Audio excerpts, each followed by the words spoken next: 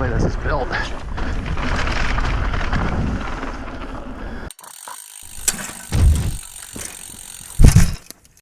Galbraith is a giant playground for mountain bikes. That should go without saying, and there's so many ways to ride it that it just boggles the mind. Now, at the time before this time that I rode it, that I then made a couple videos about it, I was not able to get to like the one trail everybody wants me to talk about because there was a logging operation that closed off access to most of the south side trails. So I had to come back to do a pickup. While I was here, I rode Dogpatch, Kaiser, Bottle Opener, Keystone, Wonderland, Mohawk, Unemployment Line, Radical Dragon, and the Gate and Switch Cutoff. Not a single one of those trails is even a mile long, yet I clocked 9.6 miles of riding.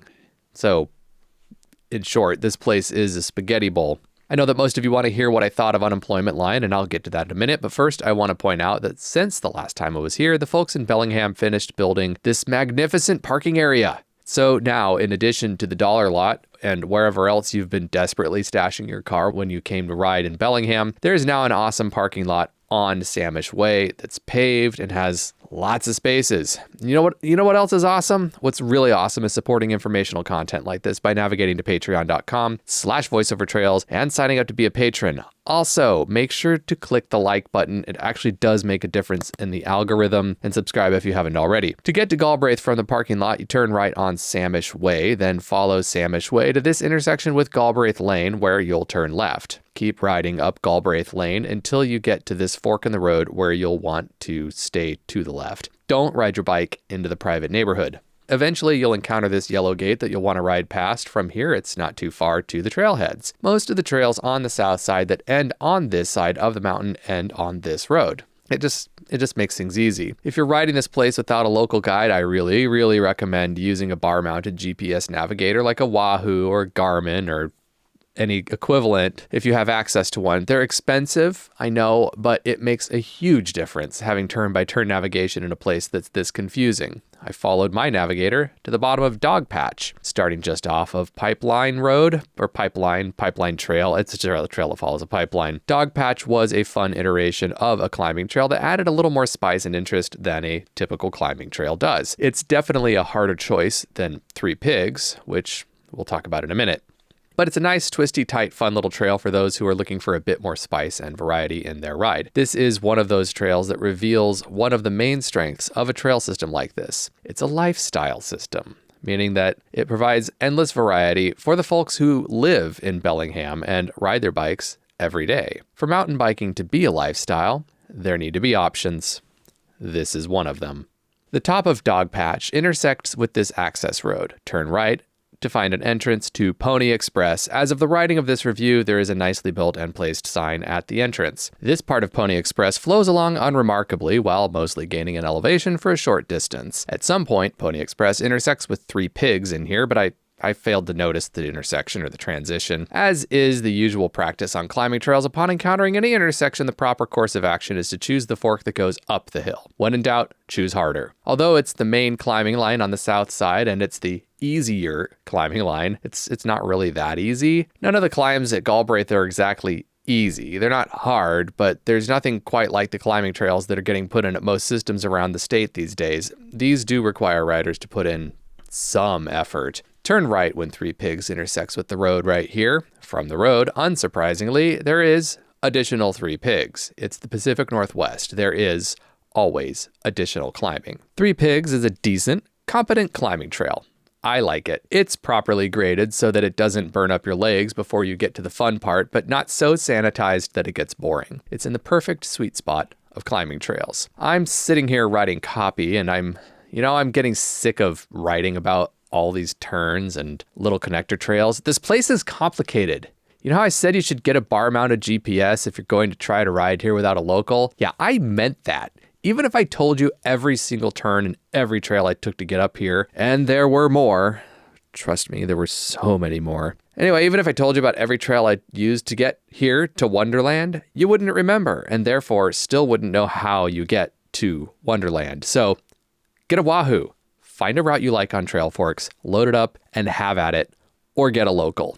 Poke around up here at Wonderland until you find the entrance to Mohawk, the trail I actually wanted to talk about in this review. Yeah, I actually wanted to talk about Mohawk. I'll talk about Unemployment Line. Trust me, I will. But this is the trail. I wish I'd known about Mohawk before riding. Well, okay, I did know about Mohawk before I rode Unemployment Line because I rode it before Unemployment Line. But I wish I'd known before riding Unemployment Line how much better Mohawk is than Unemployment Line. Because this trail rocks. This trail's awesome. And here's what I love about this trail. It's perfect.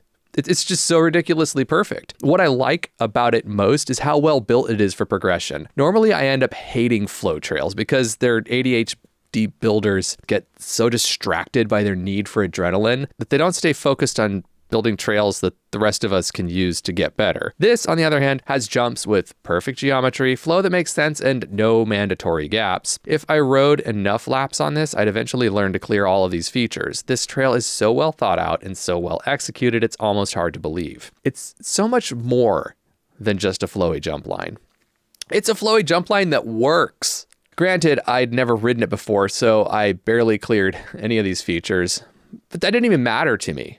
That just means to me that I need to get better. And it was that kind of trail that just makes you feel that way. Instead of getting mad at it, I just need to improve. One of the nice, thoughtful things the builders did here was include tables of varying lengths while also progressing to the gaps. They're there, but there's a progression to get you there. The other thoughtful thing that was done here and makes this trail work for folks trying to learn how to handle their bike better is that the builders really minimized on combined features that require integrated skills. Let me go back to what that means. So for example, riding chunder and setting yourself up for a jump, that's two different skills, right? So a feature with a bunch of chunder before the jump or right after the transition would be a combined feature. Expert level riders, they love doing complicated things like setting themselves up for a jump while riding through chunder or hitting a lot of chunder right after the transition or in the transition to a jump. But intermediate to advanced riders can't really integrate those two skills well. On Mohawk, you can learn how to set yourself up to get the bike in the air and back down without worrying about smashing into a pile of embedded rocks before the takeoff or after the transition. There's no ugly surprises here that bring it to a skill level that's beyond what a developing rider can execute. But check out this stuff at the bottom of Mohawk. This trail does work its way up to some advanced or even expert level features. It's kind of sneaky in all the best possible ways. Okay, so let's talk about Unemployment Line. Unemployment Line has this pretty cool and artistic looking feature at the top of it. That alone makes it worth talking about, and people sure do like to talk about this trail. I'm talking about this trail right now. The public art at the entrance is pretty neat, but my camera really can't do it justice. Either way, the artistic expression all over Galbraith in general is kind of part of the experience. It's like this place is a cultural museum for mountain bikers. If you don't think that you can ride this feature at the beginning, you're wrong. You can ride it. Just follow it down.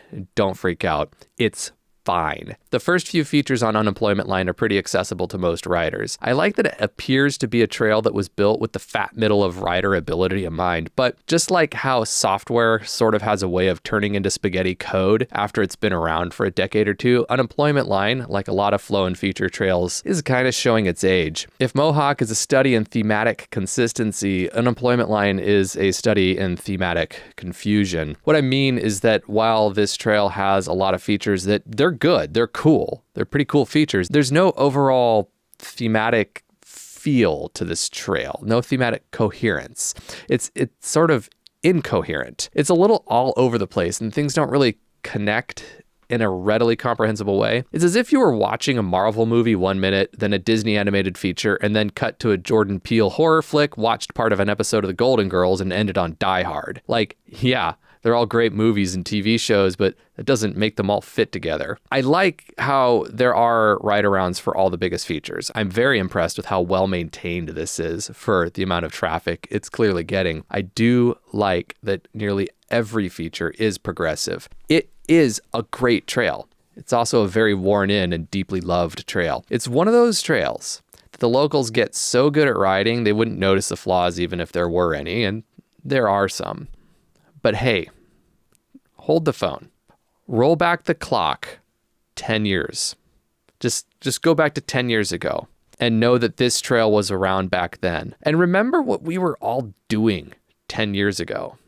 Reflect on how much the sport has changed in 10 years and then just sort of stare in bewilderment. 10 years ago, a lot of this was considered impossible. Like just having a riding place like this was like considered impossible. So look how far we've come.